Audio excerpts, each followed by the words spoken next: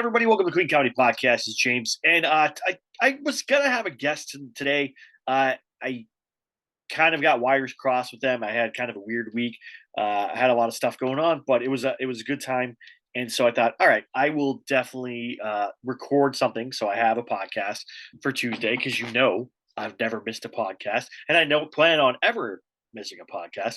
So I'm going to do this podcast. I'm going to do two more for the end of the year. That will give me the last two at the end of the year. I have two guests that I'm trying to line up. One I finally met in person last week where I did a show in Ventura. Shout out to Denise Carter, who's also been on the podcast. It was a great show, probably one of the best shows I did. I went in there. Here's the weird part.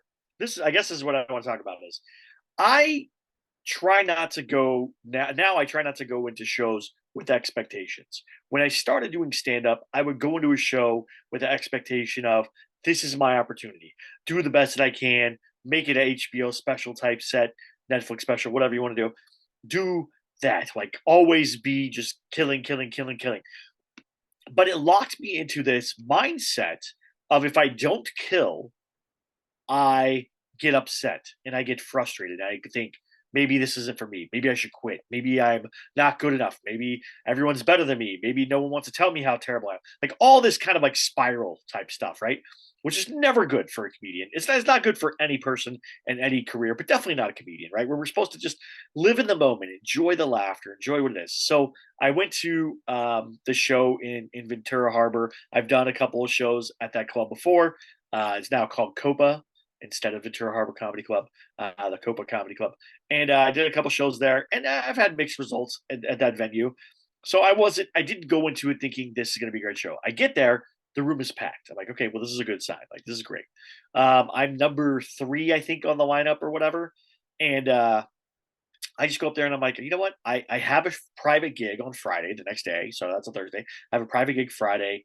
I'm not going to run in any of those jokes for the private gig because they're kind of specific to that gig. And I don't want anyone to know like what I'm doing because I wrote like very specific jokes for that to open up and do well and stuff. And so I was like, okay, that's what I'll do is I'll just do a set. I'll just have fun. I'll just do whatever. So I kind of like wrote out a small set list of things I was going to say. I was like, oh, I'll also riff and play or whatever. And I had like also a couple ideas of things I kind of like have talked about or that's made people laugh that I know. I was like, oh, I'll try to incorporate this and find the joke on stage, something that Paul Moonjean kind of forced me into doing. So thank you, Paul, for that. If you're listening, I know he listens from time to time.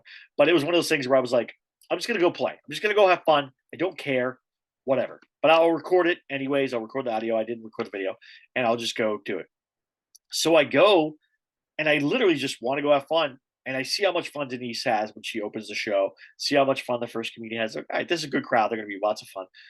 My first joke lands right away. Second joke lands. I'm like, okay, now I'm gonna play. So I started to play. They're laughing and working stuff. They're into it. It was one of the best sets I've had in a long time, and it's because I didn't go in with expectations. And I think that's the problem, right? Is being in comedy for this long, how long I've been in comedy, about 8 years or so. I have these expectations, right? I have goals. Maybe I don't have expectations, but I have goals of things I want to achieve soon, right? I want to go do dry bar. I want to release an album. I want to record my own special. I want to go do cruise ships. I want to tour. I want, all these things that I'm doing and I want to do. I have put a lot of expectations on it. And I noticed that this last year where I kind of had less expectations, or the moments that I did have less expectations, I had more fun. I had so much more fun because it was just being in the moment. It was just, I know that someone's getting mad. It was just yes anding what's happening at the moment, right? It's just being in the improv moment. And it was fantastic. And I couldn't, I don't know where that's been. I know where it's been. It's been me being inside my own head. And I guarantee you, I'm not the only one doing this. There's probably a lot of you that are listening to this that when you go on stage, you're thinking, I better kill tonight. I need to kill tonight. I need this club person to like me. I need the manager to like me, or I need the audience to like me, or, I had a bad show last week, and so I need to recover from that. Whatever it is, you're getting in your head instead of living in the moment. Comedy is about the moment. Comedy is about enjoying that moment. Yes, you should know your material. Yes, you should know how your jokes work. Yes, you need to write jokes. Yes, you need to do all your stuff, but you need to live in a moment. I think it's really important for comedians to not put so much stress on ourselves. And I think that's the other part of that is, and I see this on Reddit, which I love Reddit. But I see this on Reddit where a comedian does great. They have like a great show or a special or something drops, and then two specials later or something, there it's only mediocre or it's decent. Like I enjoyed stuff and people go, oh, that's the worst. They've really lost it. They hit rock bottom. We are so quick as comedians to jump on other comedians and say, oh, look how they failed, da da da da da, lay on them. Like I really don't have that mentality. I think that if you're putting out a special, good for you, man. Like, or lady or whomever, good for you. You did something that so many of us want to do. When I get my special, I know what's going to happen, but I hope that people don't go, dude, what is this? This guy sucks, right? I hope that doesn't happen. I hope that people go, man, that was funny. I would love to see more. When is he coming to my town? When can I see him live? Where are you touring at, James? Or messaging me, hey, when can I see you? When are you to come to BFE? Like that kind of stuff. I'm hoping that happens. I really, really, really want that to happen. I would love for something like that to happen. But we're our own worst enemies. We're our own worst critics. And then we take that and we amplify it onto other comedians. And that's not right. Nobody should be doing that. We should not be punching other comedians. We should be lifting each other up. We're a community. There are so few of us. There really is. I think Joe Rogan said, I remember hearing somebody say this, like Joe Rogan said there's only like 1,000 real comedians or something like that at a time or whatever. There really is a small amount, right? As much as like we go out to clubs, like if you live in LA or New York, you see a lot of comedians, you think, man, there's a lot of comedians. If you really start counting and looking around who's doing shows and stuff, it's not a lot. It's not as many as you think. You think there's more than there actually is. So let's not beat each other up. Let's lift each other up. Let's not beat ourselves up, right? We have a new year coming up, 2024. I'm very excited for that. I have a long list of things that I want to accomplish this next year. One of them is adding a second episode that is all about the ghost writing, freelance writing, writing for money content that I'm going to be putting out there. I've given so many episodes of this stuff for free. Now I'm going to charge $1.99 or something like that. I'm thinking like 99 cents or $1.99 per month for 4 extra episodes of walking you through growing yourself as a comedy writer or ghost writer or freelance writer, however you want to do it. Because here's the thing. I've been hired to write jokes, like greeting cards, dog food ads, packaging for like food and other things, like silly fun packaging for stuff. I did one thing I did was for a company. They needed when you go on someone's website, they need like different things about their items done. And so I wrote a bunch of those item pieces for that, So, so that was done for me too. I did that stuff as well. Then I also have done obviously screenplays, TV, web series, all these other things. I've done all this stuff. So that's one of those things where like you could go all the way. I've done books. I've written books. Right now I'm writing for political content. I'm writing like political copywriting stuff all across the spectrum because I'm relatively libertarian, so to speak. But it's kind of across the spectrum. But they actually, I remember when I had the call, I said, I've never written any political stuff. I'm not really a political person. I just, I kind of do my own thing or whatever, kind of live and let live type situation. And they're like, no. What we want is you're a comedian. So you know how someone's voice works, right? You've ghost written for other people. You know how a voice works. We want you to take that voice and work backwards. You can find this is the thing we want to get, and we want to find out how to get there. So this is the punchline that we need to give out there. You need to work backwards and find out the setup for it. And I was like, oh, okay, that's great.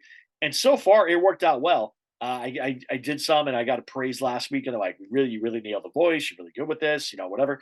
So, dude, I'm very excited. Like, I was like, okay, this is exactly the kind of thing that I'm talking about, that I'm telling you guys you can do. I'm going to say this again, and you're going to hear this every time I talk about this. I am not special, okay? I'm not the best writer in the world. I'm not the funniest person in the world. I'm not the best comedian in the world. I'm not, right? And you probably go, I'm not either, James. And I go, okay, great. Now that we have that out of the way, right? You're not Seinfeld or Chris Rock or Chappelle or whoever your favorite top tier best comedian of all time is. I'm not Tom Papa, right? And that's right, Tom Papa. I am using you because you're one of my favorite people, and I really want to have you on the podcast one day. So if anyone knows Tom Papa, hook me up. But I'm not the best. But what I figured out is I work hard and I will do whatever I have to do to learn a new skill. If you're not willing to learn a new skill, if you're not willing to put in the work ahead of time, you're not going to make the money. So when these episodes start coming out in January, they're going to start dropping one every week. I'm going to go through the process. This is what you do this is what you do week 1. This is what you do week 2. This is what you do week 3. This is what you do week 4. All this stuff, I'm going to walk you through it for about, I think probably about 12 weeks, because I think that's probably where you can get going. But a lot of it is prep. You got to be prepped ahead. You have to have samples. You have to of what you want to write. So say you want to write greeting cards. Go write 100 greeting cards, right? Go write what it says on the outside, the funny thing on the inside. What it says on the outside, funny thing on the inside. If you want to write sketches, go write 100 sketches. If you want to, or 10 sketches, or 20 sketches, 25 sketches, because this is a little bit longer. Anything's like one-liners, like jokes or whatever, you should write like 100 of those. Anything that's like a little bit longer, like sketches or product descriptions or emails or something like that, that's supposed to be funny, like 25 of those, right? Just write 25, see where you're at, get somebody else to read them and say, hey, this is funny, hey, this is not funny, whatever it is. Screenplays, scripts, all that kind of stuff. 5, 10, right? If they're pilots, 5 or 10. Features, 5 or 10, right? Somewhere in there. You shouldn't do it because features take a while. They're a long thing. You can even write like 2 or 3 of those, and then 2 or 3 TV pilot episodes, or even episodes of a show that existed or already exists or whatever. Like, say you want to be a TV writer, go write a spec episode of Seinfeld that you wanted to see occur. Right? There was a guy who wrote a 9/11 episode of Seinfeld, and he got a job writing in Hollywood. Stuff like that. Because if you don't put in the work now, when it's time to step up, you're not going to be ready, right? You're going to go, oh no, they're going to go, hey, you're funny, you're a very funny comedian. I love hearing you tell jokes. Do you have any samples I can read? And if you haven't written any samples, guess what? You're going to be stuck. So this is the time to prep, right? This is the end of the year. Let's get this ready. I have 2 more people that are going to be on the podcast. One is a writer, so we do have a comedy writer and stuff coming, and one is a comedian who's also a psychiatrist. He's going to be on the podcast. And he was great. Like I said, I met him for the first time. I knew of him. We knew each other, like kind of knew each other through like social media and other comedians and stuff. And he actually said, "Oh, I've been watching you for a while. I've been following you for a while. I'm very excited that when I saw you on the show." And I said, "Oh, I've been following you for a while. I've been watching you for a while. I'm very excited that you're on the show." So it was very instantaneously of like, there's this mutual respect happening here. And that's what I find with a lot of comedians is they go, oh, I know you because X, Y, and Z. And you go, oh, I know you because X, Y, and Z. Now we have a rapport, and now we're talking, and now we're becoming friendly. And you're not going to be best friends with every comedian. If you think you're going to be best friends with every comedian, you got another thing coming. But there should be a cordial level of friendship and relationship status and expectations and respect. We have a hard job. As I said in my private gig, I said, comedians, we don't have SAG benefits or WG benefits. We don't have a union. We don't have retirement. We don't have, residuals. We don't have any of that stuff. You go on stage, you do your jokes, and someone pays you. Not always, but if you're a professional comedian, someone pays you, right? That's where we're at. So that's where you want to be as a professional comedian. Now, professional comedians, until you're at a certain level, you're not making a great living by stand up alone. I've made good money on stand up, right? A pretty decent amount, but I've made more money as a writer. I made 6 figures as a writer. I have not made 6 figures as a stand up. Not in all the time I've been doing stand up. I've been doing stand up a little bit longer than I was writing. Nowhere close to 6 figures. Probably mid 5 figures. Probably $50,000-$60,000, somewhere around there. I would think would be somewhere around there. And most of that's been in like the last 3 years, right? Like pre-COVID, a little bit in COVID because I was doing a lot of Zoom shows, which was great. And then right after post-COVID, where I toured and went to like Alaska and Texas and all these places and been getting more private gigs and stuff like that. So Like that's a lot. Now, but I had mentors and I had people that I go with that are making 5 figures a show. So they're definitely making 6 figures a year because they're making 5 figures a show. They're doing a show, you know, at least once a week, if not more. So you multiply that by, 50, let's say 50 weeks, they take 2 off for Christmas or whatever or something. They're taking a week off for Christmas or a week off for the whatever kids stuff or something. Let's say they do one every there, 5 times 5, you're looking at good. I'm very bad at math, by the way. I'm gonna do the math here. We're gonna do the math together, you guys. So we're gonna do 50 weeks times, let's say let's say they make 5,000. Let's just say they make that. That's 250,000. If they're getting 10,000, which I know some that do, times 50, you're getting 500,000. So it's half a million dollars. And that's low. That's low. I know communities are doing anywhere between 5 and 10, um, 10 on there. So 5 and 10. Even if you're doing 3,500 a thing or 2,500, which I know some communities who do as low as that 2,500 times 50 weeks, 125,000. That I mean, it is very possible. You know, let's say you're not even doing. Let's say you're doing 5,000 a month. And still you're still making more than you're making $60,000 every year. That's decent living. In LA it's a little rough, but still. So that's what I want you. Don't get bogged down in what other people are doing. Don't get frustrated with yourself. Don't get upset. Plan for next year. So before January comes, before the January episode gets released, that's gonna go over what my plans are for the year. I'm gonna lay out all my stuff, everything I want to do. I'm gonna give you guys kind of a blueprint of what I'm working on for 2024. Before that comes out, write your own blueprint. Come up with 3 things you want to accomplish. Let's just do 3 things. 3 things you want to accomplish this year, right? I'm going to give you 10 things that I'm going to try to accomplish next year, but give yourself 3 things, right? So if I had to start 3 things right now, my 3 things are: I want to record an album, right? I want to get a dry bar special, and I want to tour, to 3 more states that I haven't been to, right? That I haven't done stand up in, not that I haven't been to. So I would like to go back to Nevada. I've never done stand up in Nevada. I like to go do well, that's not true. I've done Laughlin. I like to go to Vegas or Reno and do comedy one of those 2 places. I'd like to go to Colorado. So Mark, if you're listening, I would like to go to Colorado and do stand up there. And I would love to go to Arizona and do stand up there. So those 3 states, those are the 3 states goal that I want to go to. If I get dry bar, that means I did Utah. So that's great. So that's 4. That'd be awesome. If I get dry bar, then hopefully when it comes out, it'll come out within a year.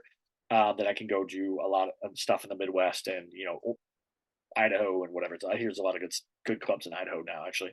And then I want to go back to Texas and do. I'm gonna do probably what I call the homecoming tour.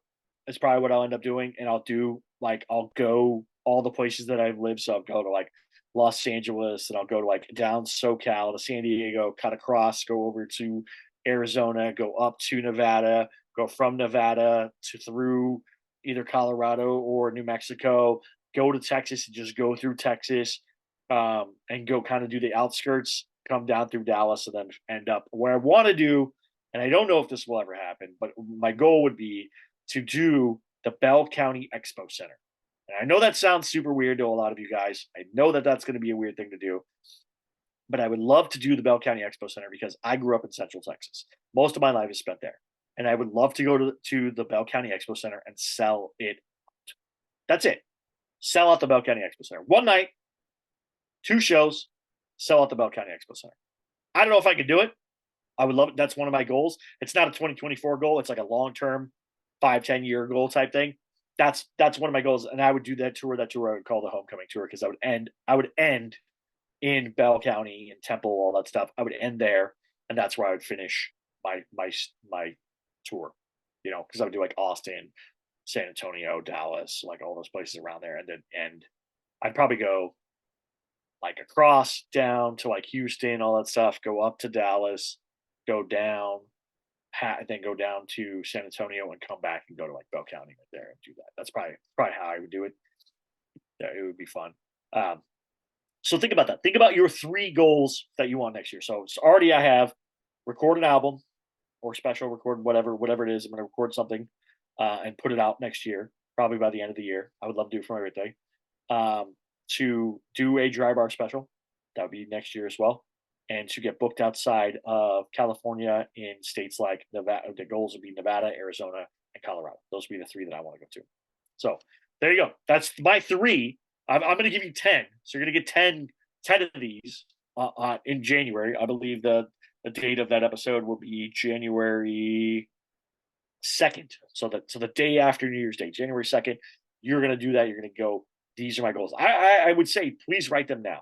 Write them now so you can think about them. So they can be in your brain, manifesting and coming through there and helping you and all guiding you and all the things that you want to do.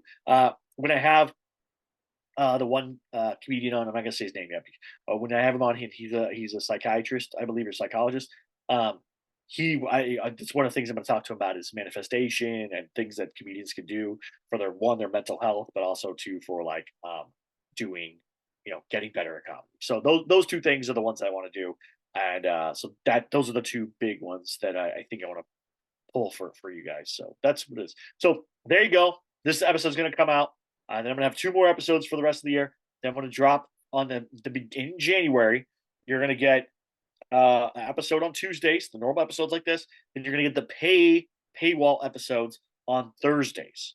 Those will be coming out Thursdays. You'll get them every Thursday.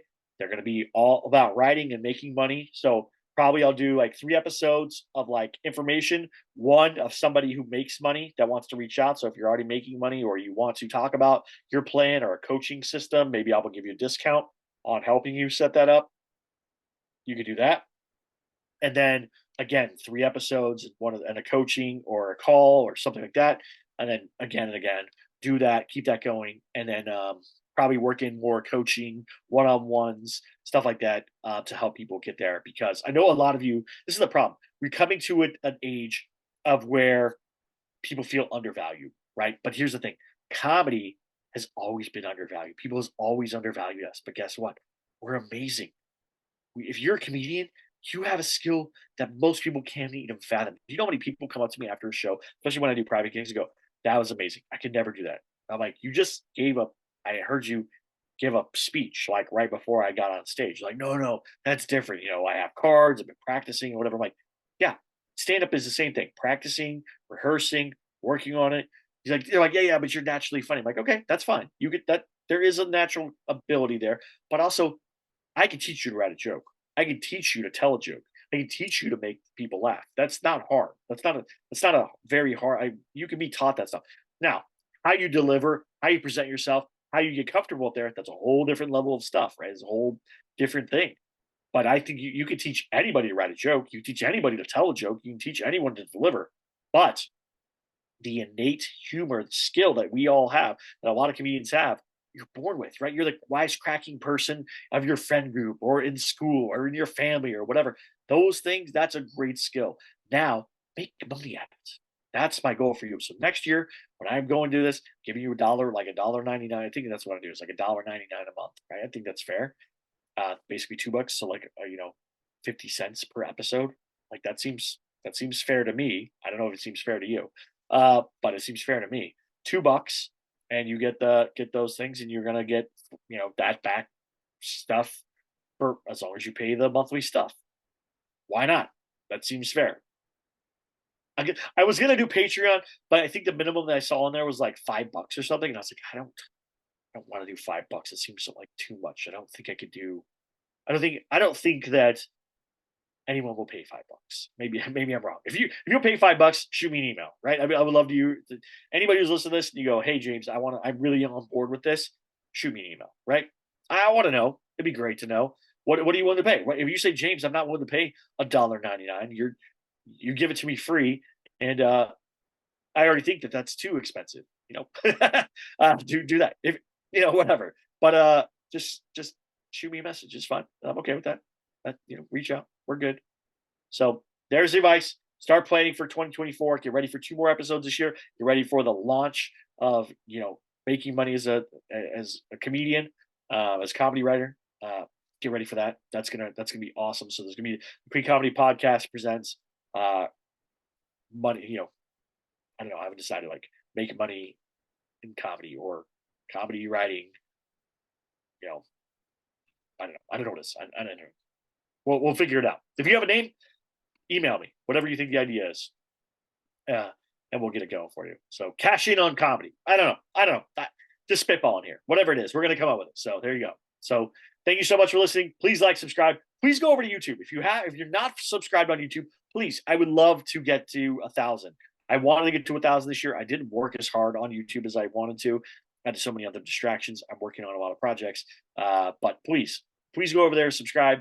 I know you probably don't want to look at my ugly mug. I'm okay with that. But listen, subscribe. It helps. Watch.